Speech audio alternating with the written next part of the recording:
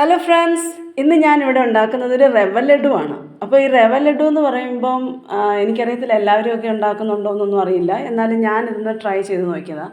അപ്പോൾ അതൊരു നല്ല 4 മണി പലഹാരമാണ്. അപ്പോൾ അതിന് വേണ്ടുന്നത് 2 കപ്പ് റവയാണ്, പിന്നെ 1 കപ്പ് തേങ്ങ ചിരകിയത്, 1 കപ്പ് പഞ്ചസാര. അതിൻ്റെ കൂടെ നമ്മൾ കുറച്ച് ഏലക്കായും കൂടി എടുത്തിട്ടുണ്ട്. അത് നന്നായി വറുത്ത് പൊടിച്ച് വയ്ക്കണം. പിന്നെ കുറച്ച് ഉണക്കമുന്തിരിങ്ങ, കുറച്ച് കാഷ്യൂ നട്ട്സ്. ഇനി ഇതെല്ലാം എടുത്ത് വെച്ചതിന് ശേഷം നമുക്ക് ആ തേങ്ങ ഒന്ന് ക്രഷ് ചെയ്യാം. അതൊക്കെ തേങ്ങ ക്രഷ് ചെയ്യുന്നത് എന്തിനാണെന്ന് ചോദിച്ചു കഴിഞ്ഞാൽ, ഒന്ന് ക്രഷ് ചെയ്ത് വെച്ചിരുന്നാൽ ഈ റവയും തേങ്ങയും കൂടെ ഒരുമിച്ചൊന്ന് പോകണ്ടേ, അതുകൊണ്ടാണ് അത് ക്രഷ് ചെയ്ത് വയ്ക്കുന്നത്. എങ്കിലേ അതിന് കുറച്ചുകൂടി ഒരു ടേസ്റ്റ് കിട്ടത്തുള്ളൂ. പിന്നെ നമുക്ക് ആ എടുത്ത് വെച്ചിരിക്കുന്ന മുന്തിരിങ്ങ ഒന്ന് കഴുകി വെച്ചേക്കാം. കാരണം അതിനകത്ത് ചെറുതായിട്ടൊക്കെ മണ്ണ് കാണും.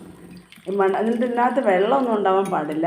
ഇനി ഒരു അടുപ്പത്ത് നമുക്കൊരു പാത്രം വയ്ക്കാം. അതിലേക്ക് കുറച്ച് നെയ്യിട്ട് കൊടുക്കാം. നെയ്യിട്ടതിന് ശേഷം അതിലേക്ക് നമുക്ക് കാഷ്യൂ നട്ട്സ് ഇട്ട് നന്നായിട്ട് ഫ്രൈ ചെയ്യുക. അത് മാറ്റിയതിന് ശേഷം നമുക്കതിലേക്ക് മുന്തിരിങ്ങ ഇട്ട് കൊടുക്കാം.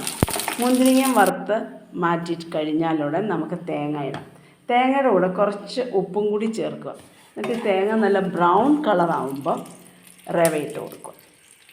റവയിട്ട് അതും നല്ല ഒരു ചെറിയ ലൈറ്റ് ബ്രൗൺ കളർ വരുന്ന സമയത്ത് ഇത് നമുക്ക് അടുപ്പത്തുനിന്ന് മാറ്റി വയ്ക്കാം. മാറ്റി വെച്ചിട്ട് നമുക്കൊരു വേറൊരു പാത്രം എടുത്ത് വയ്ക്കുക. അതിലേക്ക് ഒരു കപ്പ് വെള്ളം ഒഴിക്കണം.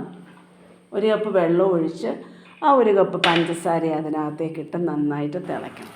തിളച്ചൊരു നൂല് ഒന്ന് വിട്ട് വരുന്ന സമയത്ത് നമുക്ക് സ്റ്റൗ ഓഫ് ചെയ്യാം. എന്നിട്ട് അവിടെ എടുത്ത് വെച്ചിരിക്കുന്ന റവ, മുന്തിരിങ്ങ, കാഷ്യൂ നട്ട്സ് എല്ലാം വറുത്ത് പൊടിച്ച ഏലക്കാപ്പൊടി എല്ലാം ഇതിലേക്കിട്ട് നമുക്ക് അതൊന്ന് യോജിപ്പിക്കുമ്പോൾ നല്ല ചൂടായിരിക്കും. നല്ലതായിട്ട് പിടിക്കാൻ നല്ല ബുദ്ധിമുട്ടാണ്. അപ്പോൾ കുറച്ച് റവയുടെ പൗഡർ മാറ്റി വെക്കണം. എന്നിട്ട് നമുക്ക് നല്ല ലഡു ചൂടോടെ പിടിക്കണം. ചൂടോടെ പിടിച്ചില്ലെങ്കിൽ ഇത് രണ്ടും വിട്ടുപോയി കിടക്കും. അപ്പോൾ അത് നന്നായിട്ട് പിടിക്കാൻ ശ്രമിക്കുക.